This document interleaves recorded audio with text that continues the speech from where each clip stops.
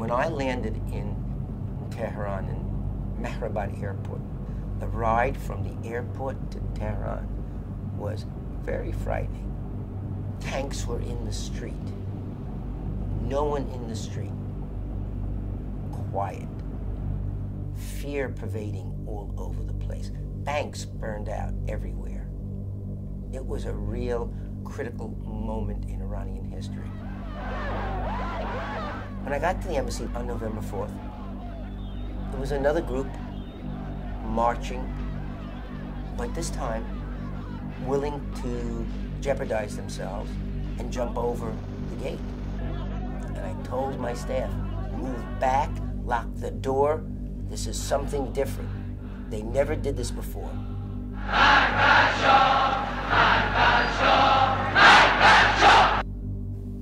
On the morning of November 4, 1979, a critical day, I had an appointment in the Foreign Ministry for a conversation about the future diplomatic immunity status of my entire embassy.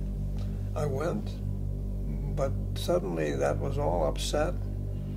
Behind the scenes, this radical element of students were maneuvering to put in place a different situation, a radical situation. So I was held in the Foreign Ministry that day. That's where I stayed. I never got out of it. I didn't become a hostage of a bullet-strewn scene in the American embassy. I became a hostage on the other side of town. But obviously I couldn't exclude it from my mind what was happening. I saw my embassy being taken and all of its personnel being used over there on the other side of town. What could I do to prevent that, frustrate that? It turned out there was damned little. I was the American ambassador in Tehran at that time. There I sat in the Foreign Ministry, unable to do anything. It hurt like hell. They stormed the gates, which I think they got through with some bolt cutters. What we did was to close down our main building. It had very heavy doors, it had bars on the windows, so it wasn't something they could get into easily. The attackers found a way into the building through a basement window, and we brought everybody up to the second floor behind a steel door. They have captured one of our security officers, so I get probably one of the worst ideas of my Foreign Service career, which is to go out on the other side of the door and to talk to them. My strategy was work on their sense of shame. I put on this pose of the arrogant professor. They just took me, tied me up, and said that if the people behind the door didn't open the door in 5 minutes, they were going to shoot both of us, both me and the security officer.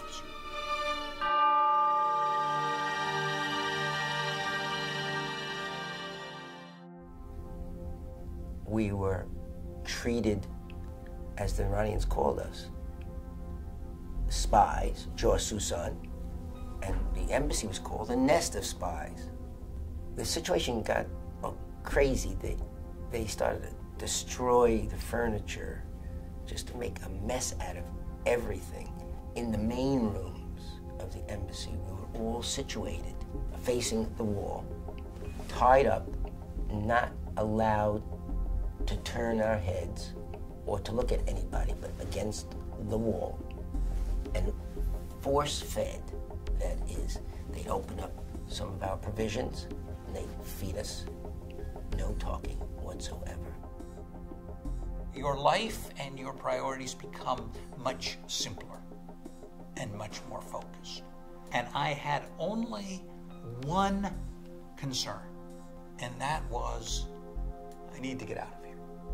If they wanted $24 billion, the Shah's money or ransom or whatever else it is, that was perfectly reasonable as well. If they wanted Henry Kissinger or Mother Teresa or somebody else, that was fine too. I couldn't care less.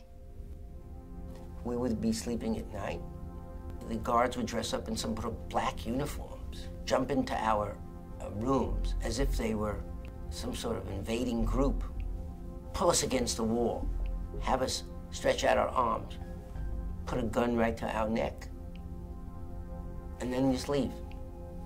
The intent was to keep us frightened all the time, to make sure that we had no sense of ourselves. Life almost came to an end there. It really destroyed my sense of who I was. Yes, I'm Barry Rosen, and I look and act normal, but I have a lot of issues that one doesn't see externally. The Iranians did something to me that was worse than just beating me up. It was screwing with my mind and my body and my soul that will never leave me the rest of my life.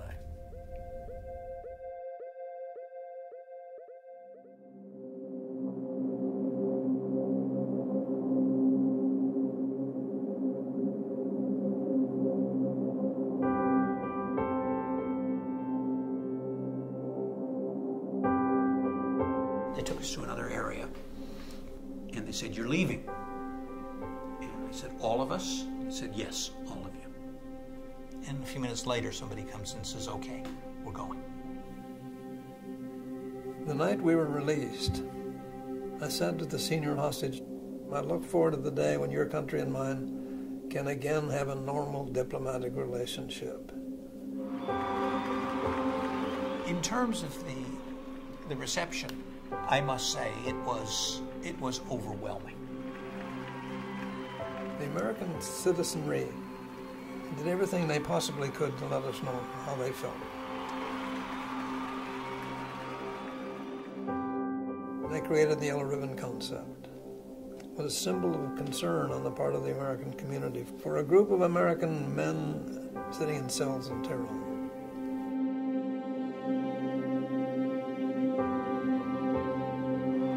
We had that magnificent embrace of love that the American citizenry gave to every one of us when we came home.